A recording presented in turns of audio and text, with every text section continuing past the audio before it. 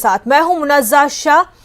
जम्मू कश्मीर हुकूमत की जानिब से आपको बता दें कि एक नोटिफिकेशन जारी किया गया है। नोटिफिकेशन के मुताबिक 1 अप्रैल से प्रॉपर्टी टैक्स वसूल किया जाएगा। नोटिफिकेशन में प्रॉपर्टी टैक्स के मुताबिक एक फॉर्मूला भी पेश किया गया है। मुतल्लिका अफसरान को इस ज़िम्मन में दरकार हिदायत भी दी जा रही है। इस हुक्मनामे के बाद शहरी इलाकों में जमीनों का टैक्स लेने की राह हमवार हुई है।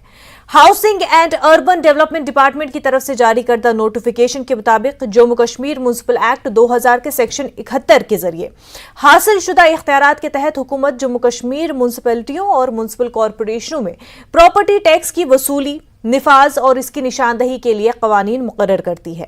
नोटिफिकेशन के मुताबिक इन कवानीन को जम्मू कश्मीर प्रॉपर्टी टैक्स के नाम से जाना जाएगा। नोटिफिकेशन के मुताबिक ये टैक्स फिलहाल बल्दियाती इलाकों में नाफिज किया जाएगा। वाज़ेह रहे कि हुकूमत इंसदाद तजावुज़ात मुहिम के बाद जम्मू कश्मीर के हुदूद में प्रॉपर्टी टैक्स के निफाज से लोगों में एक दफा फिर बेचैनी देखी जा रही है।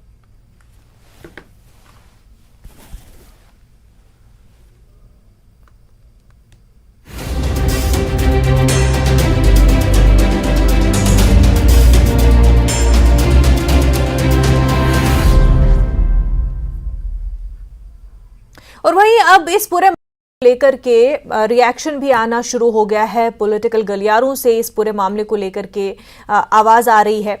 आपको बता दें, एनसी लीडर उमर अब्दुल्ला ने प्रॉपर्टी टैक्स को लेकर हुकूमत के नोटिफिकेशन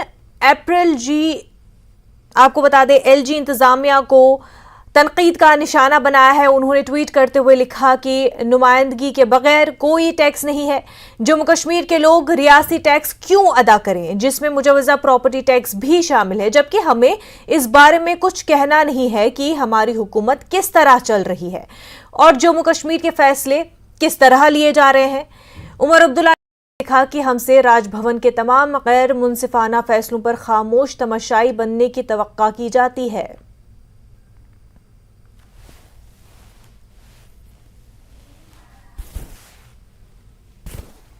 तो आपको बता दें कि नोटिफिकेशन आया है। जम्मू कश्मीर के एलजी इंतजामिया की तरफ से नोटिफिकेशन जारी किया गया है।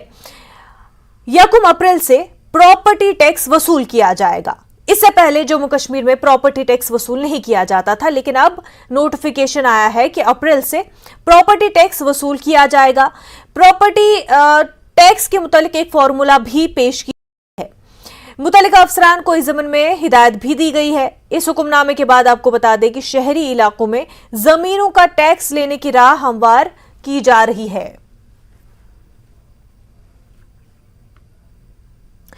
वहीं आपको बता दें कि इससे पहले ही एंटी एनक्रोचमेंट ड्राइव चल रही है, जिसको लेकर के भी काफी ज्यादा लोगों में एक तशवीश बनी हुई थी एंटी एनक्रोचमेंट, लेकिन अब इस नोटिफिकेशन को लेकर के भी लोगों में काफी बेचैनी देखने को मिल रही है।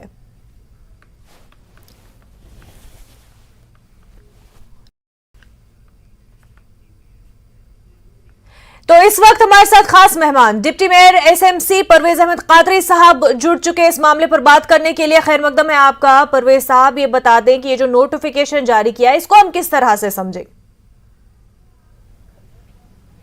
देखिए, जो नोटिफिकेशन सरकार ने शाया की है, जो हमारे एडमिनिस्ट्रेटिव डिपार्टमेंट है, housing and urban development department, उन्होंने शाया की है। ये हमारे जो यहाँ पे डिस्ट्रिक्ट्स में कमेटियाँ हैं, म्युनिसिपल कमेटियाँ हैं या म्युनिसिपल काउंसिल्स है, ये उनके लिए है। हमारे पास एक और सरकार ने नोटिफिकेशन बनाई होगी जो 1-2 दिन में मुझे लगता है शायद होगी, आज ही होगी, जो श्रीनगर और म्युनिसिपल कॉरपोरेशन के लिए एक अलहदा नोटिफिकेशन होगी। क्योंकि जो नोटिफिकेशन हम देख रहे हैं कि जो हमने कल से सोशल मीडिया पे वायरल होते हुए देखा है, ये यहाँ की म्युनिसिपल कमेटीज़ और म्युनिसिपल काउंसिल्स के लिए है। इसमें बाज़ाब्ता सेक्शन 71A का हवाला दिया गया है। वो म्युनिसिपल कॉरपोरेशन एक्ट से एक डिफरेंट एक्ट है, म्युनिसिपल कमेटीज़ का जो एक्ट है। जी, ये बता दें कि इस नोटिफिकेशन के आने से अगर हम आम लोगों की बात करें, आम लोगों की जिंदगी पे क्या असर पड़ता है, उनके प्रॉपर्टीज में क्या चेंज आती है? जी देखिए, पहले आपको ये बात कहना चाहूँगा कि ये पॉलिसी डिसीजन है, ये पॉपुलर जो गवर्नमेंट है वो ले सकती है। यहाँ के जो अफसर हैं उनको कोई हक नहीं है कि वो लोगों के बदले फैसले करें। जब यहाँ पे पॉपुलर गवर्नमेंट होगी या यहाँ पे असेंबली इलेक्शंस हो गए, लोग चुन के आएंगे, तब वो लोगों की बात रख सकते हैं। लोग फिलहाल इस चीज़ से कतई नहीं है। आपको पता है कि कश्मीर में हालात क्या रहे हैं पिछले 30 सालों में, और पिछले 3 सालों की खास मैं बात करूंगा कि जब आर्टिकल 370 तोड़ा गया, उसके बाद कोविड हुआ, लोग काफ़ी इकोनॉमिकली वीक है। हमारा कोई ऐसा औसुदा हाल माहौल नहीं है शहरी श्रीनगर में कि हम लोगों के पास जाए टैक्स मांगने के लिए। और सबसे बड़ी बात, यहाँ पे श्रीनगर शहर में भी हम PMAY स्कीमें लागू करते हैं अभी भी। हमारा परसों भी एक चिट्ठी आई थी हाउसिंग डिपार्टमेंट से कि जो ये इकोनॉमिकली वीकर सेक्शन है, आप उनका लिस्ट दीजिए जिनके पास मकाने नहीं है। अगर हम शहर में ये चीज़ें देख रहे हैं, आप देखें कि शहर के जो डेली वेजर्स है, हाल क्या है उनका। 6 महीने 8 महीने के बाद उनको 6,000 7,000 रुपये तनख्वाह मिलती है। क्या हम करते हैं, हम उन लोगों से टैक्स वसूल करेंगे? आप देखें जितनी भी गवर्नमेंट ने रिक्रूटमेंट ड्राइव्स की है, यहाँ पे जितने भी सिलेक्शन लिस्ट यहाँ पे निकले आप देखें उनको कैंसिल किया गया। बेरोजगारी इतनी है, हम बेरोजगारों से टैक्स लेंगे। आप देखें कि शहर पूरा तबाह है, कहीं पे कोई ढांचा ठीक नहीं है। यहाँ पे स्ट्रीट लाइट्स पूरी तरह से फंक्शनल नहीं है शहर में। हम कौन सी फैसिलिटी शहरियों को देते हैं? जिस चीज़ का हम अजाला करें तो उनको बोले कि आप टैक्स दीजिए। ये सब पॉलिसी मैटर्स है। यहाँ पे ये चीज़ें पॉपुलर गवर्नमेंट को करनी चाहिए, न कि जो हजरात यहाँ पे डेपुटेशन पे आए हैं 2 साल के लिए 3 साल के लिए। हाँ, उन्होंने अलग माहौल देखा होगा बाकी स्टेट्स में, मगर यहाँ पे पिछले 30 सालों में हालात बहुत डिफरेंट है। वो उसे मतलब उनको उस चीज़ का पता भी नहीं है। उन्होंने वो हालात यहाँ पे फेस नहीं किए हैं। सुना तो होगा मगर उन्होंने देखा नहीं है कि यहाँ पे हालात क्या थे। इसलिए हम गवर्नमेंट को आपकी वसादत से कहना चाहते हैं कि ये एक पॉलिसी मैटर है, इस पे बाज़ाब्ता यहाँ के जो पब्लिक नुमाइंदे होंगे उनका हक है। हम ये चाहते हैं कि ये फिलहाल आप होल्ड पे रखिए प्रॉपर्टी टैक्स का मसला। पे इकोनॉमिकली थोड़े बहुत हालात ठीक होंगे तब जाके हम लोगों से बात करेंगे और सभी स्टेक होल्डर्स को ऑन बोर्ड लेके ये फैसला लेंगे कि हम स्टेट में अपनी यूटी में अभी यूटी है, हम इसमें टैक्स इंप्लीमेंट कर सकते हैं या नहीं कर सकते। बिल्कुल, तो राय यही है कि ब्यूरोक्रेटिक लेवल पर इस तरह की जो डिसीजन मेकिंग है नहीं होनी चाहिए। एक पॉपुलर गवर्नमेंट हो तभी जो है इस तरह का फैसला लेने पर एक प्रॉपर जो प्रोसेस होती है डिसीजन मेकिंग की वो होनी चाहिए। हमारे साथ PDP के स्पोक्स पर्सन और सीनियर लीडर फिरदौस टाक साहब भी जुड़ गए हैं। खैर मकदम है आपका फिरदौस साहब। ये जो नोटिफिकेशन आया है, पहले बात उठी थी कि किस तरह से जम्मू कश्मीर में प्रॉपर्टी टैक्स लग सकता है जबकि ऑलरेडी इकोनॉमिकली वीक हो चुके हैं लोग, ऐसे में कितना जायज बनता है। लेकिन उस पर हमेशा चाहे हम इंतजामिया की बात करें या बीजेपी की बात करें तो ये जवाब आता है कि अब तो सब बराबर है, जो कानून मुल्क में दूसरी जगहों पर चलता है वही जम्मू कश्मीर में भी चलेगा, तो फिर इसमें प्रॉब्लम क्या है? देखिए, ऐसा नहीं है कि पूरे मुल्क में हमेशा ही एक कानून और एक किस्म की सिचुएशंस हैं। आपने जम्मू कश्मीर में 370 और स्पेशल स्टेटस खत्म किया। इसी गवर्नमेंट ने नॉर्थ ईस्ट में नागालैंड के साथ एक एग्रीमेंट साइन किया जहां पे उनकी ऑटोनॉमी, उनका फ्लैग, उनके कॉन्स्टिट्यूशन और इवन उनको कॉन्स्टिट्यूशन देने की बात की गई। तो आप पूरे मुल्क में एक जैसी सिचुएशंस नहीं हैं। और खासकर मैं अगर जम्मू कश्मीर की बात करूं तो जम्मू कश्मीर जो है एक ट्रबल्ड स्टेट रहा है। पिछले 3 दिहाइयों से हमने यहाँ पे वायलेंस देखा है और ये बॉर्डर स्टेट है जहाँ पे एक तरफ हमारा बॉर्डर पाकिस्तान के साथ मिलता है, दूसरी तरफ बॉर्डर जो है वो चाइना के साथ मिलता है।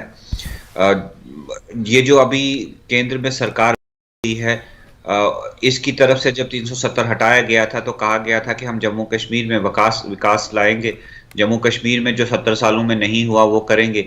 लेकिन अगर आप पिछले 4 सालों का आकलन करें तो 4 सालों में सिर्फ लोगों को बर्डन किया गया है डिफरेंट टैक्स रिजीम्स के जरिए। जो उनकी इकोनॉमिक कंडीशन थी उसको हिट किया गया है।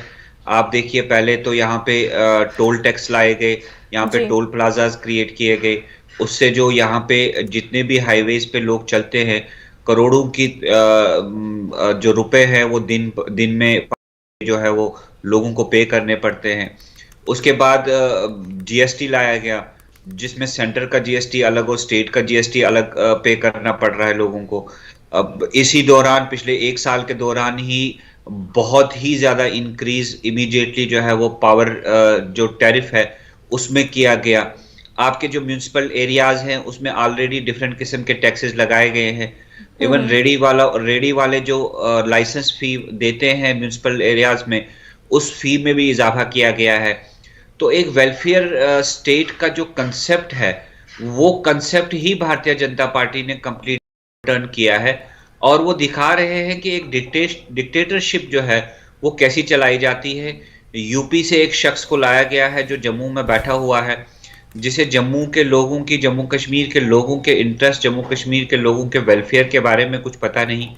ऑफिसरान जो पहले स्टेट कैडर के ऑफिसरान थे, वो डिस्ट्रिक्ट्स में रहते थे, तहसील से हेडक्वार्टर पे उन्होंने सर्व किया होता था। जब वो सेक्रेटरीट के लेवल पे, कमिश्नर सेक्रेटरी और सेक्रेटरी के लेवल पे पहुंचते थे, जब वो पॉलिसी डिसीजन के लेवल पे पहुंचते थे, तो उन्हें ग्राउंड सिचुएशन का पता होता था। आज आप देख लीजिए जो हमारे हेड ऑफ जिनको लगाया गया है, उनमें से बेशतर लोग जो है, जो हमारा यूनियन टेरिटरी का कैडर है, उनमें से उनको डेपुटेशन पे जम्मू कश्मीर पे लाया गया है।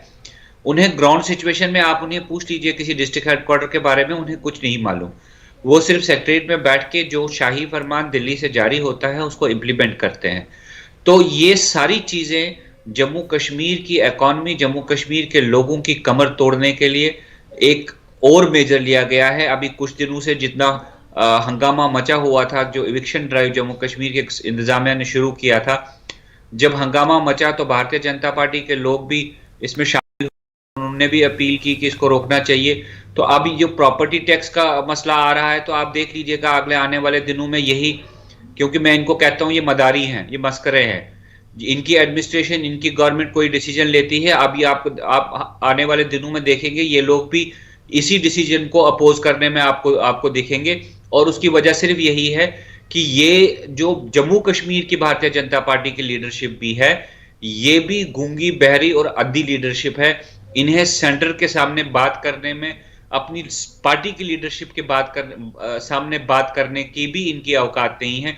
लोगों के वेलफेयर के बारे में ये इस पर बात करेंगे। आप बीजेपी की बात कर रहे हैं तो हमारे साथ senior BJP leader Asif Masoodi साहब भी जुड़ गए हैं। आसिफ साहब, खैर मकदम है आपका। आपने सुना क्या कुछ फिरदौस साहब कह रहे थे, ये डिसीजन क्यों? अभी डेमोक्रेटिक तौर पर गवर्नमेंट चूज नहीं की है लोगों ने, इलेक्शन होने हैं, फिर इस तरह का डिसीजन अभी क्यों लिया गया? बहुत बहुत शुक्रिया आपका, आपने मुझे इसके लिए बुलाया यहाँ पे। मैं आपको बताना चाहता हूँ कि जो इन्होंने बताया कि टैक्स जो है वो गवर्नमेंट ने लगाया है। सबसे पहले बात है कि जहाँ तक इसने जीएसटी की है वो इन्हीं की सरकार में हुआ। पीडीपी और बीजेपी की सरकार थी जिसमें महबूबा मुफ्ती जी सीएम थी, उन्होंने उस टाइम जीएसटी लगाया। जहाँ तक इनने ये डेमोक्रेशन की बात की है, ये मुफ्ती मोहम्मद सईद साहब मरहूम जो थे, उन्होंने 2002 में शुरू किया अनंतनाग से, जबकि लोग वहाँ रो रहे थे, उन हाहाकार मचे। बिल्डोजर उसी दिन का नाम बिल्डोजर पड़ा है, जबकि 2002 में वो आए, उन्होंने अनंतनाग एक बहुत बड़ा मार्केट जो डिमोलिश किया, जिनको कोई कंपनसेशन नहीं दिया। उसके बाद वो बिल्डोजर श्रीनगर बाईपास पे चला, उन्होंने में एक टीम बनाई जिन्होंने लोगों को कोई कंपनसेशन नहीं दिया। ये इनका देन है। यहाँ पर इन्हीं के वक्त में पीडीपी के 2002 के वक्त में एक पिल हो गई है सुप्रीम कोर्ट में, जिन्होंने ये किया है कि सरकारी घास चराई निकलनी चाहिए। तो अब ये हम पर इल्जाम दे रहे हैं, तो ये सही बात है कि आजकल यहाँ जो है पॉपुलर गवर्नमेंट नहीं है, लोगों की चुनी हुई सरकार नहीं है। आजकल एडमिनिस्ट्रेशन को ये नहीं करना है। जहां तक भारतीय जनता पार्टी का सवाल है, भारतीय जनता पार्टी, परसों भी आपने देखा मैंने एक प्रेस कॉन्फ्रेंस दे दी जिसमें मैंने पूरा जम्मू कश्मीर के लोगों को बताया घबराने की कोई जरूरत नहीं है, कोई डेमोक्रेसी ऐसे नहीं चलेगी। और हमने एलजी साहब से भी बात की और चीफ सेक्रेटरी। जहां तक ये बीजेपी की बात करें, बीजेपी का कोई इस वक्त यहाँ पर सरकार में नहीं है, कोई भी जम्मू कश्मीर का लीडर बीजेपी का नहीं है। एलजी साहब ने, आपको पिछले दिनों याद होगा, आपने उस बयान में भी कहा, जब उनको पूछा गया था बीजेपी के, बोला वो बीजेपी का प्रवक्ता जवाब दे सकता, मैं बीजेपी का नहीं, मैं लोगों का यहाँ नुमाइंदा हूं। इस वक्त जो है यहाँ पर जो इन्हीं के पाले हुए, नेशनल और कांग्रेस के पाले हुए लोग हैं एडमिनिस्ट्रेशन में, वही लोग ये यहाँ पर हैं। इसके एक दो मायने हैं। जो इस वक्त एडमिनिस्ट्रेशन में लोग बैठे हैं वो इन्हीं के पाले हुए हैं, वो बीजेपी को कमजोर करना चाहते हैं। बीजेपी के जो भी बीजेपी को कमजोर करने की पॉलिसी है वो आज इंप्लीमेंट कर रहे हैं। तो सर, तो आप हमारा मानते कोई हैं अभी कि ये तो आप एंटी एनक्रोचमेंट की बात कर रहे थे और उसके बाद आप बता रहे हैं कि किस तरह से एनसी और पीडीपी के ही लोग हैं एडमिनिस्ट्रेशन में, पर ये बताइए तो फिर क्या बीजेपी मानती है कि प्रॉपर्टी टैक्स नहीं लगना चाहिए, जो नोटिफिकेशन ये नहीं आना चाहिए था, इस पे होल्ड होना चाहिए? होने देंगे, चाहे इसके लिए हमें रोड पर आना पड़ेगा। हम रोड अपनी कमेटियों में, हम जम्मू सिटी और जहां जहां पर पूरे जम्मू कश्मीर में हमारी कमेटियां, जहां हमारे चेयरमैन है बीजेपी के, हम वहां लागू नहीं होने देंगे। ये मैं आपको आश्वासन देता हूं और मैं लोगों को यकीन दिलाता हूं बीजेपी इसको लागू होने नहीं देगी। परवेज साहब, आप सुन रहे थे हमारे साथ जो दोनों साथी जुड़े हुए हैं, आसिफ साहब और फिरदौस साहब, दोनों ये कह रहे हैं कि नहीं लगना चाहिए प्रॉपर्टी टैक्स। जो इकोनॉमिक कंडीशन है वो सही नहीं है, सबके सामने है जो भी है इकोनॉमिक सूरत हाल जो बनी हुई है जम्मू कश्मीर के लोगों की। ब्लेम गेम हो रहा है सर, यहाँ पर कौन किसको जिम्मेदार ठहरा रहा है? बीजेपी, पीडीपी और एनसी को, और दूसरी तरफ जो है पीडीपी एनसी कह रहे हैं कि सेंटर में गवर्नमेंट तो इन्हीं की है। अगर एलजी एडमिनिस्ट्रेशन है तो कुछ ना कुछ पॉलिसी मेकिंग तो सेंटर से भी उस पर डिसीजन आता होगा, तभी जाके आगे फॉरवर्ड होता है। परवेज साहब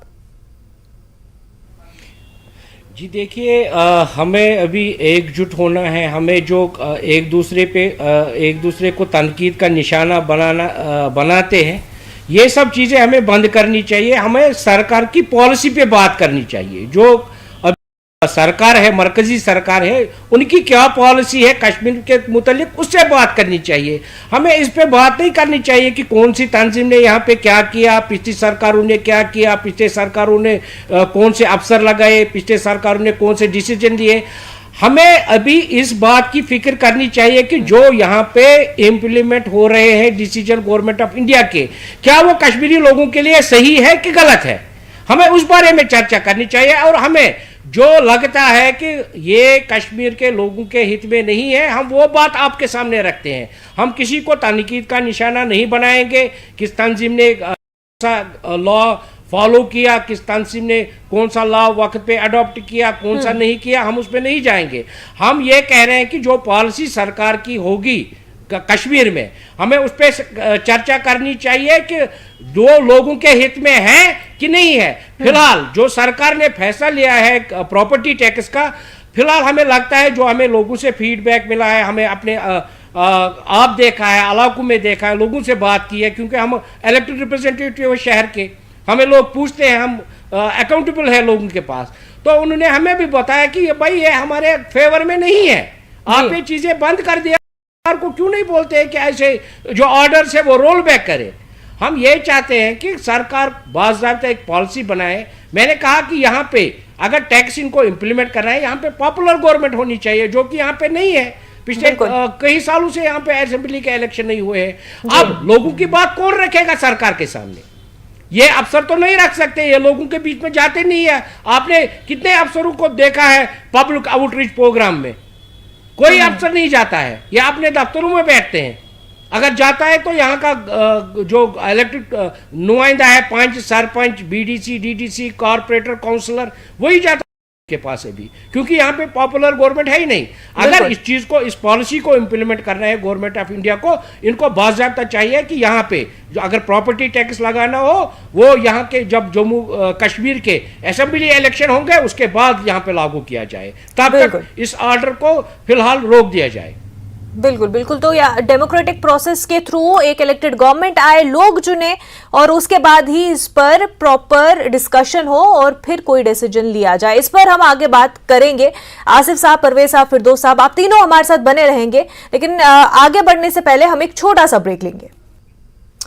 जब एक यूटी में, चाहे स्टेट में, लोगों की हालत इकोनॉमिकली हो और वहां पर अनएम्प्लॉयमेंट रेट जो है बढ़ता ही जा रहा हो, टैक्सेस बढ़ते ही जा रहे हो, ऐसे में क्या उस जगह पर जहां पर अभी तक डेमोक्रेटिकली कोई गवर्नमेंट, पॉपुलर गवर्नमेंट भी नहीं आई है, लोगों ने अपनी गवर्नमेंट भी नहीं चुनी है, वहां पर मजीद टैक्सेस का फैसला ब्यूरोक्रेसी के थ्रू, एडमिनिस्ट्रेशन के थ्रू लिया जाना चाहिए।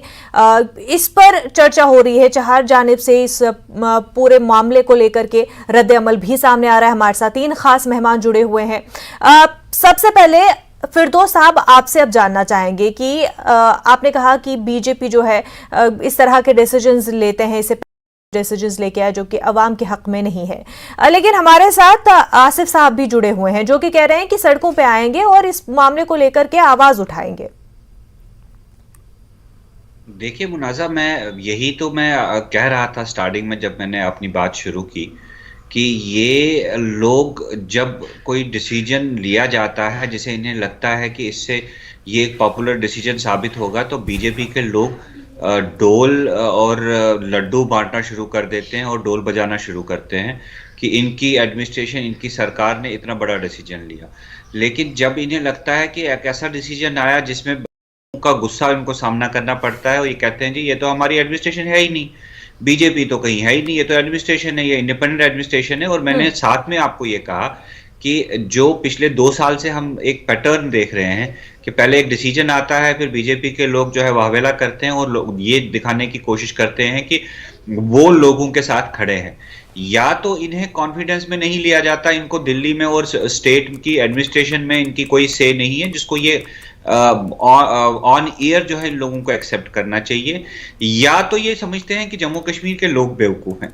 आप देख लीजिए सेंट्रल गवर्नमेंट के जो budget Jammu Kashmir annually approve किया जाता है जी, पिछले 3 साल से लगातार 33,923 करोड़ का सेंट्रल असिस्टेंट जम्मू कश्मीर को मिल रहा है। लेकिन अगर 2019 से पहले का ये पैटर्न देखा जाए तो हर साल 15%, 10% का इंक्रीज सेंट्रल असिस्टेंट में किया जाता था। और सिर्फ ये जम्मू कश्मीर के लिए नहीं है, पूरे मुल्क के जितनी भी हिली स्टेट्स हैं, हिमालयन स्टेट जिनको हम कहा जाता है, वहां पे 10% और 15% के बीच में हर साल सेंट्रल असिस्टेंस का इंक्रीज होता है। जम्मू कश्मीर में नहीं हुआ। जो ये बजट डेफिसिट है, जो रिसोर्स गैप है, ये पिछले 4 सालों में इतना ज्यादा बढ़ा है कि अपना जम्मू कश्मीर की जो बजट कंडीशन है, अगर आप 2019 से पहले देखें तो जम्मू कश्मीर हमेशा रेवेन्यू सरप्लस स्टेट रहा है। हमने हमेशा, और अब जो है हम देखते हैं कि बजट और रेवेन्यू दोनों ही की हालत खराब है। आसिफ साहब, क्या कहें इसको? बात यही हो रही है कि अगर सेंटर में बीजेपी की गवर्नमेंट है, जम्मू कश्मीर में गवर्नर राज है, ऐसे में जो लोकल बीजेपी अथॉरिटीज है, क्या उनको उनसे मशवरे नहीं लिए जाते? इस तरह के जो डिसीजंस लिए जाते हैं, क्या लूप में नहीं है? क्या कहीं पर जो है बातचीत सही से नहीं हो रही है, जो शायद पता ही नहीं है कि हो क्या रहा है, ये हक में है कि नहीं हक में है? और बाद में हम देखते हैं कि बीजेपी के जो लोकल लीडरान है जम्मू कश्मीर से, वो आवाज उठाते हैं कि नहीं, ये डिसीजन सही नहीं है। ये पहले से क्यों नहीं लूप में लिया जाता है? इतना गैप क्यों आ जाता है? देखिए, मैंने आपको पहले ही बताया कि हमारा कोई भी आदमी, कोई भी एक्स मिनिस्टर हो, एमएलए, एक्स एमएलए, एमएलसी हो, कोई भी व्यक्ति हमारा गवर्नमेंट में नहीं है। स्टेट जो यूनियन टेरिटरी इस वक्त जम्मू कश्मीर है, इसमें कोई हमारा सेंट्रल गवर्नमेंट तो गवर्नमेंट, सुनिए पहले बात सुनिए। जो स्टेट के, जो यूनियन टेरिटरी के या स्टेट के फैसले ने, वो वहां का एलजी या वहां का गवर्नर या चीफ मिनिस्टर लेता है, उसके साथ कोई लेना देना नहीं होता है सेंट्रल गवर्नमेंट को। ये पहले पता होना चाहिए किसी भी इंसान को कि उसके साथ कोई। यहाँ पर इस वक्त एलजी सरकार चल रही है। एलजी साहब यूनियन टेरिटरी का हेड है, चीफ सेक्रेटरी साहब है, बाकी कमिश्नर्स है, ये एडमिनिस्ट्रेशन की इस वक्त चल रही है। यहाँ पर बीजेपी को वो कैसे कॉन्फिडेंस मिलेगा हमें? ये ठीक, तो आप और आपके साथ दीगर जो भी सीनियर हमारे बीजेपी के लीडरान हैं, वो ये बात उठाएंगे, अपने हाई कमांड के पास इस मुद्दे को लेके जाएंगे, एलजी के पास इस मुद्दे को लेके जाएंगे? आपने देखा होगा हमारे स्टेट के प्रेसिडेंट, हमारे जो जनरल सेक्रेटरी है जम्मू कश्मीर के, यहाँ कश्मीर इंचार्ज सुनील शर्मा जी, उन्होंने पहले ही दिन बोला कि किसी के गरीब का मकान, या रविंदर रैना जी ने आपने सुना होगा उसके बेटे वो गया उन मीडिया में आया, किसी भी गरीब का मकान नहीं उठेगा। वो पहले ही दिन उस ऑर्डर के खिलाफ था। मैं खुद भी था उस ऑर्डर की, मैंने एक प्रेस कॉन्फ्रेंस भी की। चलिए, इस केस में हम समझ रहे हैं कि और ज्यादा देर ना हो और जल्द से जल्द जो है ये मुद्दे चाहे सेंट्रल गवर्नमेंट में या फिर बीजेपी की हाई कमांड या फिर एलजी तक जल्द से जल्द पहुंचाई जाए और लोगों को मजीद परेशानी का सामना ना हो। सिर्फ मसूदी साहब, परवेज साहब और हमारे साथ जुड़े फिरदौस साहब, आप तीनों का बेहद शुक्रिया हमारे साथ बात करने के लिए।